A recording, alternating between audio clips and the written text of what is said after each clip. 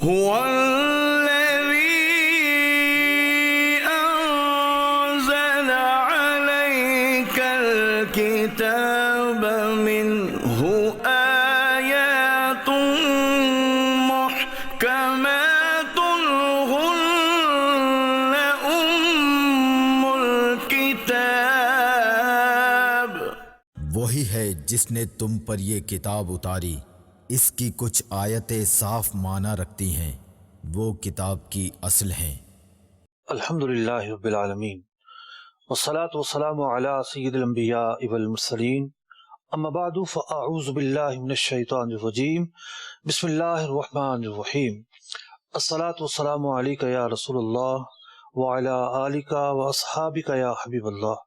الصلاة والسلام علیک یا نبی اللہ وعلی آلک واصحابک یا نور اللہ۔ محترم ناظرین کرام، ہمارا یہ پروگرام ہے احکام قرآن۔ ہم سورہ نساء کے تحت آنے والی جو آیات مبارکہ ہیں، وہ آیات مبارکہ جس میں فقہی احکامات جس سے نکلتے ہیں، وہ آیات اور ان کی تفسیر ہم سن رہے ہیں۔ آج ہم نے انتخاب کیا ہے سورہ نساء کی آیت نمبر 119 کا۔ آئیے سب سے پہلے اس آیت مبارکہ کی تلاوت اور ترجمہ سنتے ہیں۔ قرآن کی روشنی وَلَأُضِلَّنَّهُمْ وَلَأُمَنِّيَنَّهُمْ وَلَآمُرَنَّهُمْ فَلَيُبَتِّكُنَّ آذَانَ الْأَنْعَامِ وَلَآمُرَنَّهُمْ فَلَيُغَيِّرُنَّ خَلْقَ اللَّهِ وَمَن يَتَّخِذِ الشَّيْطَانَ وَلِيًّا مِّن دُونِ اللَّهِ فَقَدْ خَسِرَ خُسْرَانًا مُبِينًا۔ قسم ہے میں ضرور انہیں بہکا دوں گا اور ضرور انہیں آرزویں دلاؤں گا اور ضرور انہیں کہوں گا کہ وہ چوپایوں کے کان چیریں گے اور ضرور انہیں کہوں گا کہ وہ اللہ کی پیدا کی ہوئی چیز بدل دیں گے اور جو اللہ کو چھوڑ کر شیطان کو دوست بنائے وہ سری ٹوٹے یعنی کھلے نقصان میں پڑا۔ محترم ناظرین کرام، اس آیت مبارکہ کی تلاوت آپ نے سماعت کی، ترجمہ آپ نے سماعت کیا۔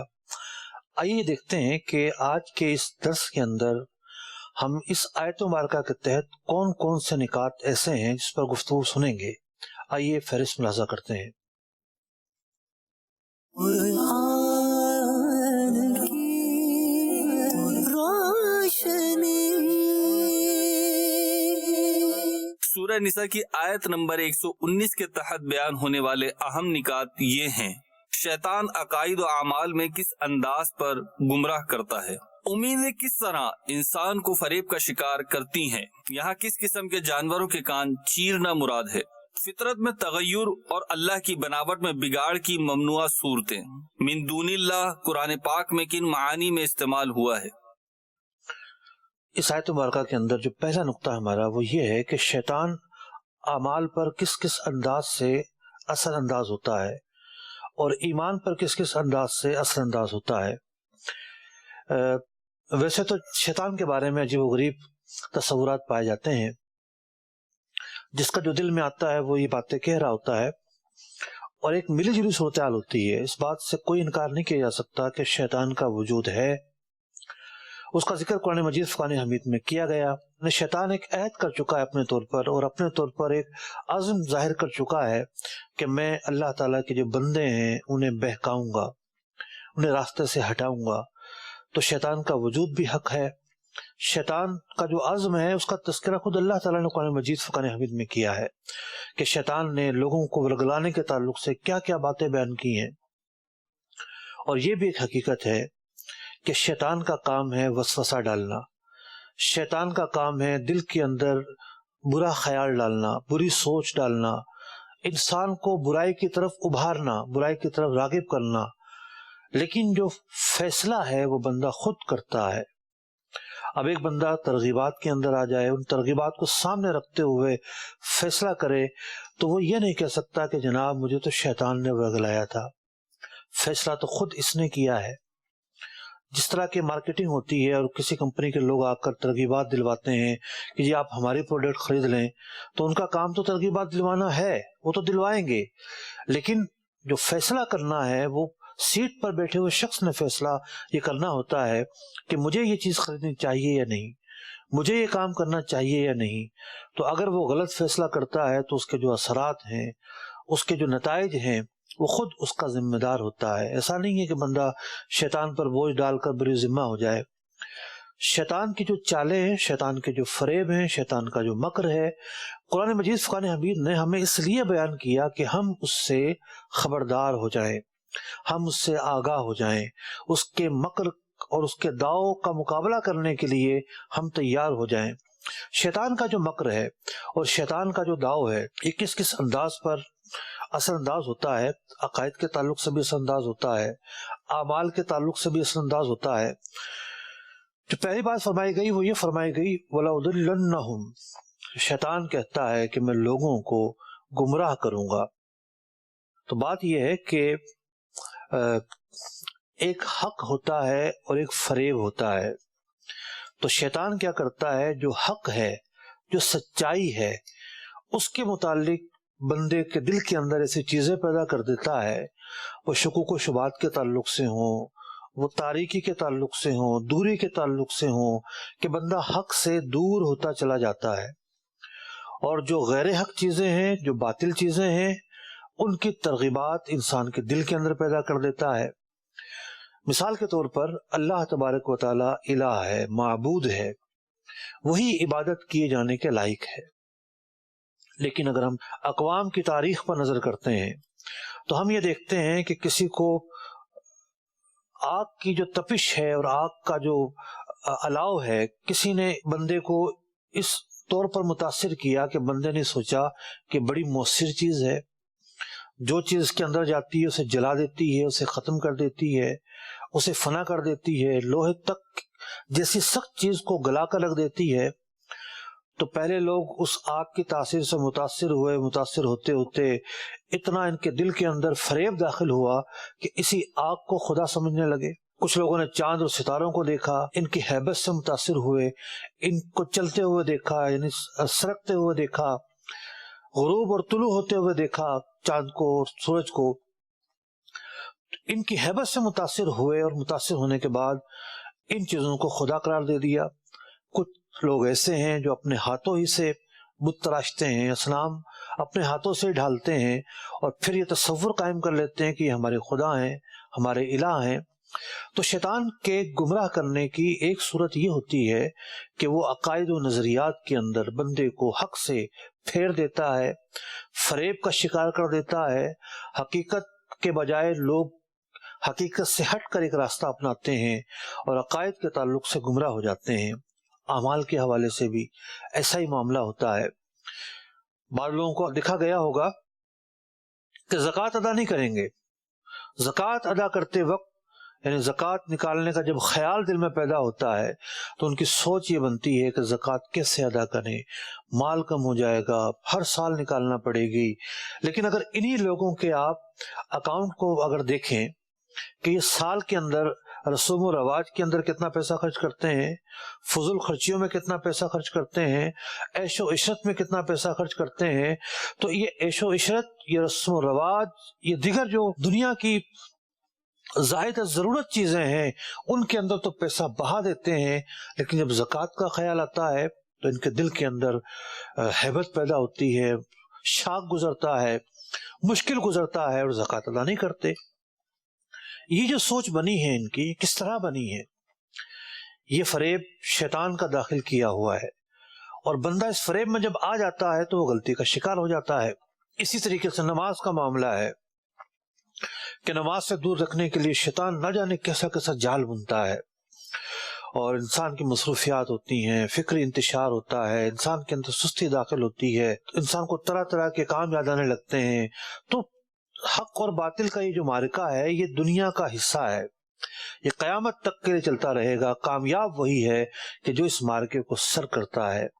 قرآن پاک ہمیں جو بیان کر رہا ہے کہ شیطان اس طریقے سے تمہیں بہلاتا ہے، راغب کرتا ہے، بھٹکاتا ہے، اس وار کو ہمیں سمجھنا ہوگا، جبھی ہم شیطان کے وار سے بچ پائیں گے۔ اگلا نقطہ ہمارا یہ ہے کہ شیطان کا ایک ہتھیار ہے امیدیں۔ فرمایا گیا لَأُمَنِّيَنَّهُمْ، کہ میں لوگوں کو امیدیں دلاؤں گا۔ امیدیں دلاؤں گا، امیدوں سے کیا ہوتا ہے؟ کتنے ایسے لوگ ہیں، برے سے برا آدمی ہے، اس کے دل کے اندر بھی ایک ملامت ہوتی ہے کہ برا کام چھوڑ دو، یہ کام اچھے نہیں ہیں، لیکن اگلا خیال دل میں یہ آتا ہے کہ ابھی تو بڑی عمر پڑی ہے، ابھی تو جوانی ہے، عیش کے دن ہیں، ابھی تو اپنا سکہ جمانے کے دن ہیں۔ ظالم ظلم کرتے وقت، گناہگار گناہ کرتے وقت، مختلف قسم کے اعمال کرنے والے جب ان کا ضمیر انہیں ملامت کر رہا ہوتا ہے تو وہ شیطان کے اس وسوسے کا شکار ہوتے ہیں کہ ابھی انتظار کرو، ابھی تو بڑی عمر ہے، ابھی تو دیکھ لیں گے، بعد میں دیکھیں گے، یہ صحیح موقع نہیں ہے۔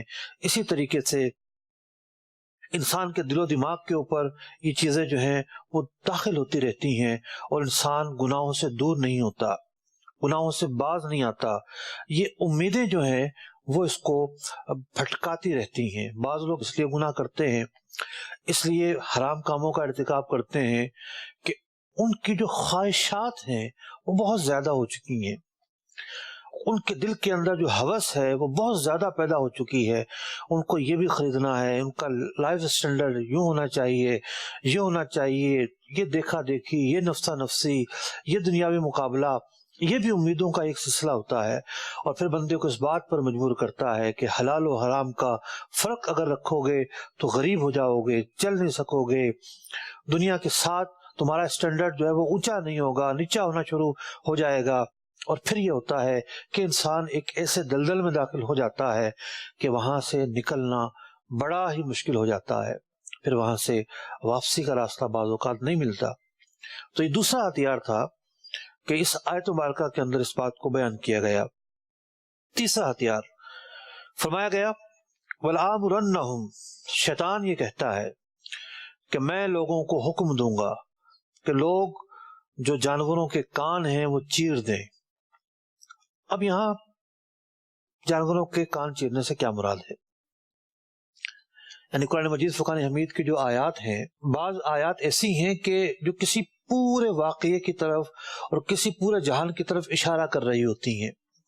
یہاں مراد یہ ہے کہ اہل عرب کا یہ دستور تھا، زمانہ جاہلیت کے اندر ان کا یہ معمول تھا کہ ان کی اونٹنی جو ہے اس نے 5 بچے دے دیے مثال کے طور پر، آخری بچہ نر ہوا تو وہ اس اونٹنی کے کان میں ایک چیرا لگاتے تھے اور چیرا لگانے کے بعد اس کو چھوڑ دیا کرتے تھے۔ بحیرہ اس کا نام رکھا ہوتا تھا۔ اب یہ اونٹنی ایک مقدس اونٹنی کہلاتی تھی۔ اب یہ کسی کے کھیت میں جاتی، کسی کے کنویں میں جاتی، کوئی اس کو نہیں روکتا تھا۔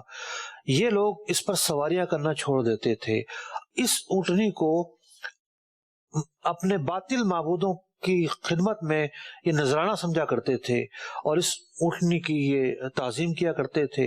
ان کا یہ جو انداز تھا، یہ جو طریقہ کار تھا، یہ کیسے آیا؟ یہ شیطان کے ورگلانے سے آیا۔ شیطان نے انہیں بت پرستی میں مجبور کیا، بت پرستی کی طرف راغب کیا، یہ بت پرستی کا شکار ہوئے، شرک کا شکار ہوئے۔ اب مزید اس گہرائی کے اندر، اس گڑھے کے اندر، اس گمراہی کے اندر مزید یہ غرق ہوتے چلے گئے۔ تو ان کا یہ معمول باطل تھا، اس کی کوئی حقیقت نہیں تھی۔ شیطان کے فریب میں آ کے، شیطان کے بہکاوے میں آ کے انہوں نے اس طرح کی رسومات ایجاد کر لی۔ تو ہر ایسی رسم جو دین سے متصادم ہو، جو ٹکرائے دین سے، وہ رسم باطل ہوتی ہے، وہ شیطان کا بتایا ہوا طریقہ ہوتا ہے۔ وہ رسمیں جو دین کی تعلیمات سے متصادم نہ ہو، ان رسموں کو، ان رواج کو شریعت یہ کہتی ہے اس میں کوئی حرج نہیں ہے۔ مثال کے طور پر ہمارے ہاں دولہا سہرا باندھتا ہے، کوئی حرج نہیں ہے۔ ہمارے ہاں شادی بیاہ کے اندر بہت سارے جائز رسومات ہوتی ہیں۔ مثال کے طور پر دولہے کو سلامی دی جاتی ہے، یہ لوگوں کی طرف سے، مجمع کی طرف سے دولہے کو ایک انعام کی صورت پیدا ہوتی ہے، ایک تحفے کی صورت ہوتی ہے۔ شریعت یہ کہتی ہے کہ اس میں کوئی حرج نہیں ہے، کیونکہ جو شریعت کی بنیادی تعلیمات ہیں ان تعلیمات سے ان چیزوں کا ٹکراؤ اور تصادم نہیں ہے۔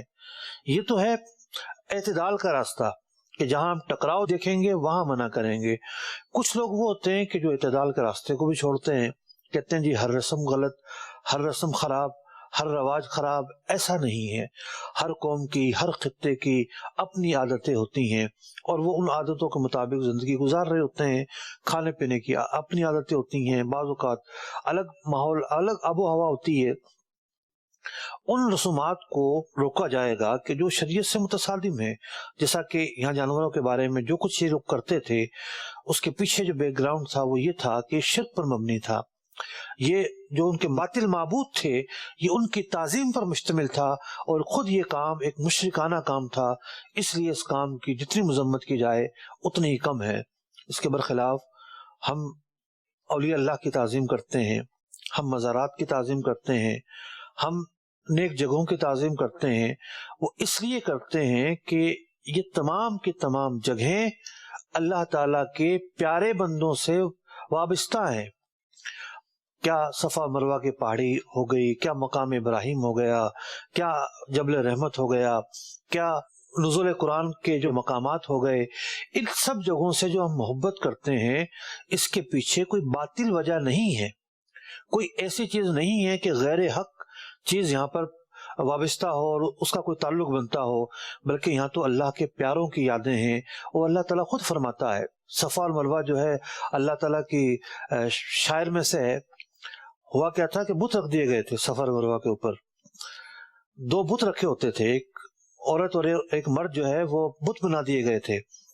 تو لوگوں نے کہا کہ جی ہم کیسے صحیح کریں، یہاں تو بت رکھے ہوتے تھے. تو ان بتوں کو تو توڑ دیا نبی اکرم علیہ السلام نے. تو فرمایا گیا کہ یہ جو جگہ ہیں تو شاعر اللہ ہے. شاعر اللہ کیسے بنی؟ حضرت حاجرہ رضی اللہ تعالیٰ عنہ کی نشانیاں ہیں، وہ دوڑی تھیں، ان کی یادیں وابستہ ہیں.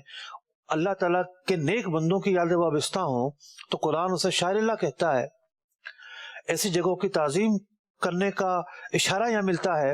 اور ایسی جگہوں کے متعلق اب اگر کوئی یہ کہے کہ نہیں جی اب یہ بھی مشرکانہ جگہ ہو گئیں، یہ بھی باطل جگہ ہو گئی اور یہ بھی نئے طریقے ہو گئے، یہ اس کا قول غلط ہے. چیز کی حقیقت دیکھی جاتی ہے. حقیقت نہ دیکھی جائے تو پھر حق اور باطل کی پہچان کیسے ہو سکے گی؟ اگلے نقطہ کی طرف چلتے ہیں. اگلا نقطہ وہ ہے کہ جو خاص ہمارے پروگرام ہے اس کا مرکزی نقطہ ہے. وہ نقطہ یہ ہے کہ اللہ تبارک و تعالیٰ کی تخلیق. اللہ تعالیٰ نے کائنات پیدا فرمائی ہے. اللہ تعالیٰ نے انسانوں کو پیدا فرمایا، جانوروں کو پیدا فرمایا، ہر ایک کو اپنی اپنی فطرت پر پیدا فرمایا ہے. درختوں کی اپنی فطرت ہے، حیوانات کی اپنی فطرت ہے. حیوانات میں جو درندے ہیں ان کی اپنی فطرت ہے، جو چرندے ہیں ان کی اپنی فطرت ہے، جن کو پالا جاتا ہے جو پالتو جانور ہیں ان کی اپنی فطرت ہے. انسانوں کی اپنی فطرت ہے. انسانوں میں مردوں کی اپنی فطرت، بچوں کی اپنی فطرت، عورتوں کی اپنی فطرت، بوڑھوں کی اپنی فطرت. نہ صرف یہ کہ عادات و اطوار، بلکہ کس کو کیا کرنا ہے اور کیا نہیں کرنا. یہ سب جو کام ہیں یہ وہ کام ہیں کہ جو ایک بنیادی فطرت سے تعلق رکھتے ہیں.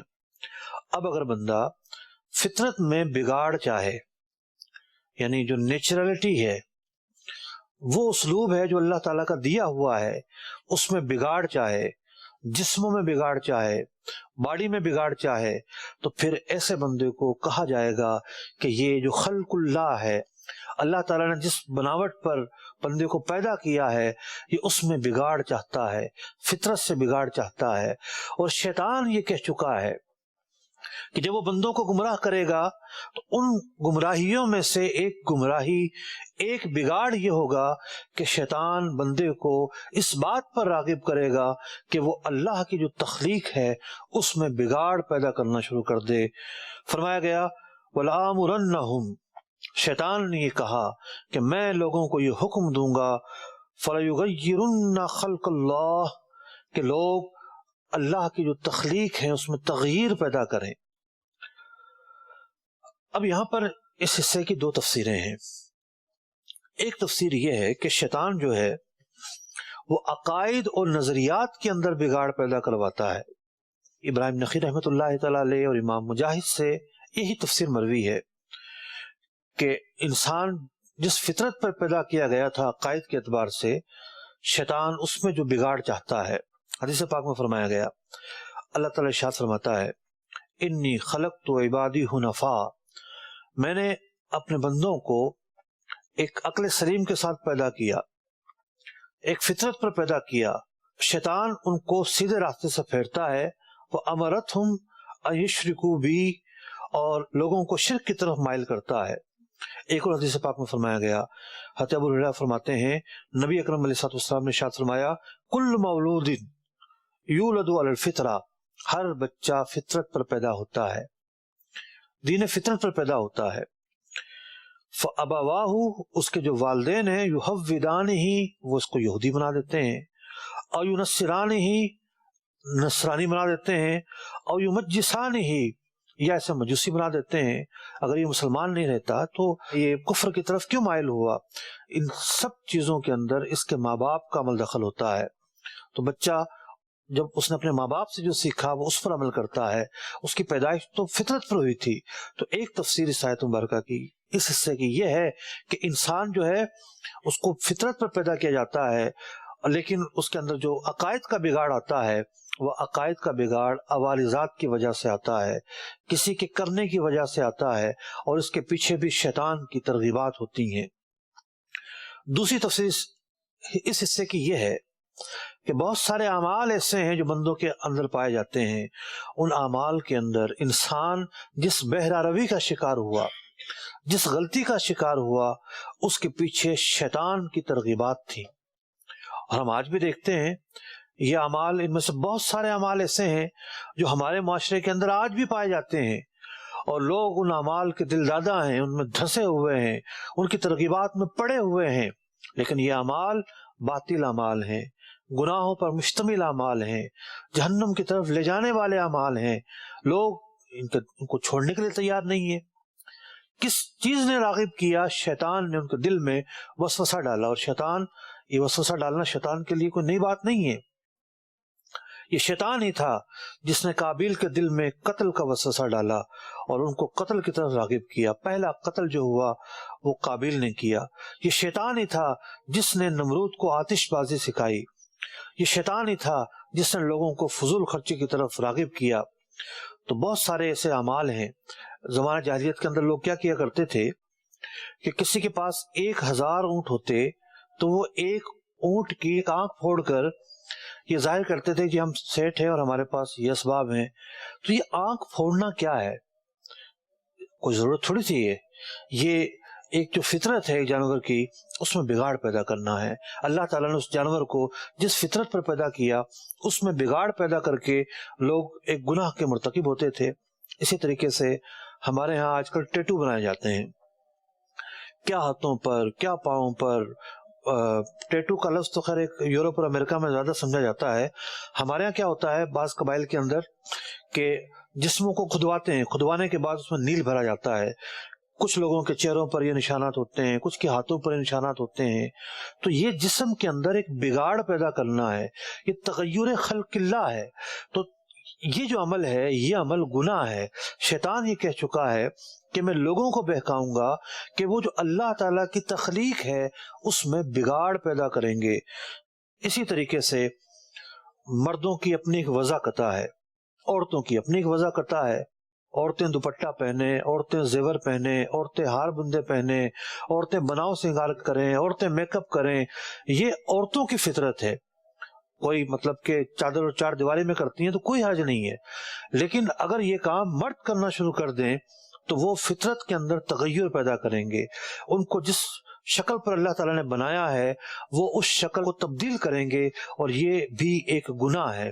تو وہ مرد جو عورتوں سے مشابہت اختیار کرتے ہیں، وہ عورتوں کی طرح بناؤ سنگار کرتے ہیں، عورتوں کی طرح کپڑے پہنتے ہیں۔ آج کل ایک ٹرینڈ نکلا ہے، کچھ ایسی اطلاعات آ رہی ہیں کہ جناب اب جو ماڈلنگ ہوتی ہے، ایک نیا ٹرینڈ آیا ہے کہ جی مرد دوپٹہ پہن کر آ رہا ہے، مرد گھاگھرا پہن کر آ رہا ہے، مرد جی اس نے نتھ اور بندے پہنے ہوئے ہیں، مرد نے کوکا پہنا ہوا ہے، مرد نے کنگن پہنے ہوئے ہیں۔ تو یہ جو چیزیں ہیں یہ عورتوں کی مشابہت اختیار کرنا ہے۔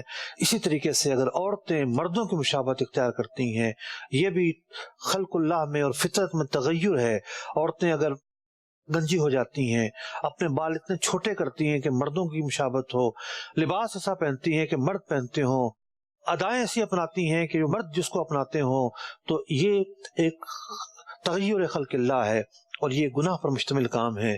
اسی طریقے سے اگر کوئی مرد وہ ہجڑا بن جائے جناب، انسان کو اپنے جسم کے اندر ایسی تبدیلیاں پیدا کرنے کا، ایسا بگاڑ پیدا کرنے کا کہاں سے اختیار مل گیا؟ وہ ہرگز ایسا نہیں کر سکتا، کیونکہ یہ کرنا ایک جو تخلیق ہے، اللہ تعالیٰ کی بنائی ہوئی تخلیق جو ہے اس میں بگاڑ پیدا کرنا ہے۔ اسی طریقے سے اللہ تعالیٰ نے بندے کی کچھ فطری جو خواہشات ہیں اس کا پورا کرنے کے لیے جو نظام ہمیں دیا ہے وہ نکاح کا نظام ہے۔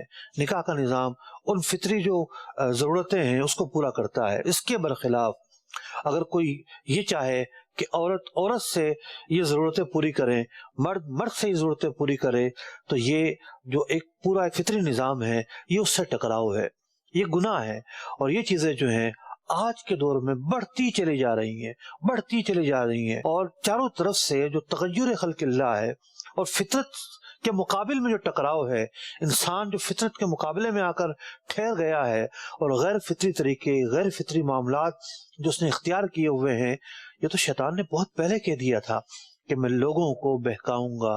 اور یہ ساری کی ساری باتیں کہاں آتی ہیں؟ مسلمانوں میں براہ راست نہیں آتی، پہلے کہیں اور آتی ہیں، پھر وہاں سے ہوتی مسلمانوں کا کفار کے ساتھ جتنا گہرا اختلاط ہوتا ہے اتنی زیادہ یہ چیزیں اثر انداز ہوتی ہیں، مسلمانوں میں آتی ہیں۔ تو ہمیں جاننا پڑے گا، سمجھنا پڑے گا کہ قرآن مجید فرقان حمید ہمیں کیا کہہ رہا ہے۔ اسی طریقے سے داڑھی منڈانے کا معاملہ ہے۔ انسان کے جو بال ہیں وہ بال کئی طرح کے ہیں۔ عورت کے بال یہ ہیں، اس کی فطرت یہ ہے کہ وہ بڑھائے جائیں۔ مرد کے بال یہ ہیں کہ ایک اس کی حد ہے، اس سے زیادہ کٹوائے جائیں۔ ہمارے منہ زیر ناف ہیں، ہمارے بغلوں کے بال ہیں، اس کی فطرت یہ ہے کہ کٹوائے جائیں۔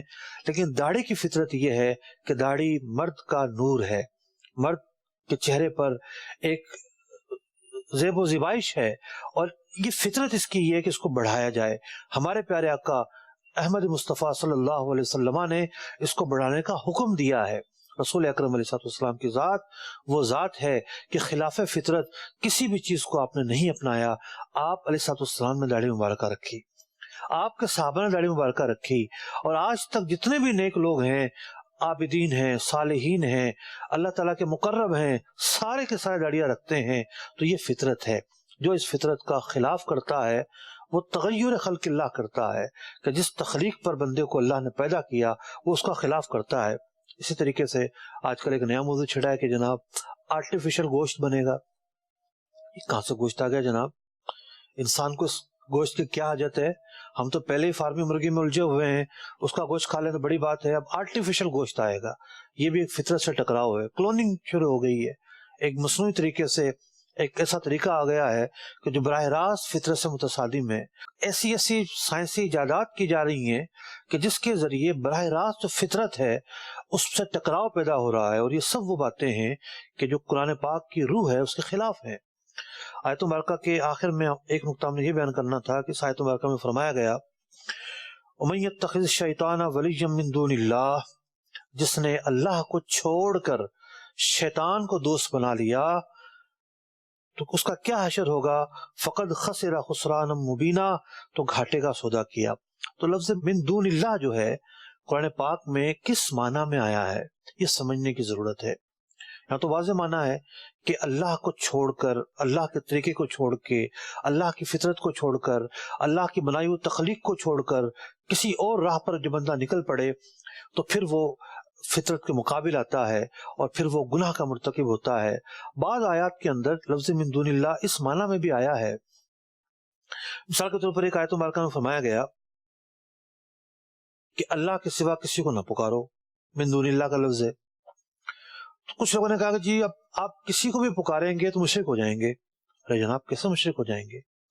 بچے کو ماں پکارتی ہے، استاد کلاس روم میں جو ہے وہ شاگرد کو بلاتا ہے، پکارتا ہے، مؤذن پورے معاشرے کو مسجد کی طرف بلاتا ہے، پکارتا ہے، حی علی الصلاۃ، حی علی الفلاح کہتا ہے۔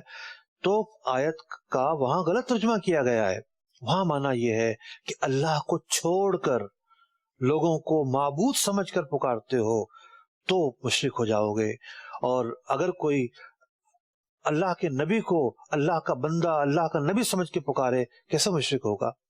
اللہ کے بندے کو اللہ کا ولی سمجھ کر پکارے کیسے مشرک ہوگا؟ ماں بیٹے کو پکارے کیسے مشرک ہوگی؟ تو لفظ من دون اللہ یہاں تو جس معنی میں آیا وہ تو بڑا واضح اور ظاہر ہے، لیکن بعض مقامات پر اس لفظ کے غلط ترجمے کی وجہ سے کچھ ایسے معنی پیدا کیے جاتے ہیں، ایسے استدلالات کیے جاتے ہیں کہ جو حقیقت سے بہت دور ہوتے ہیں۔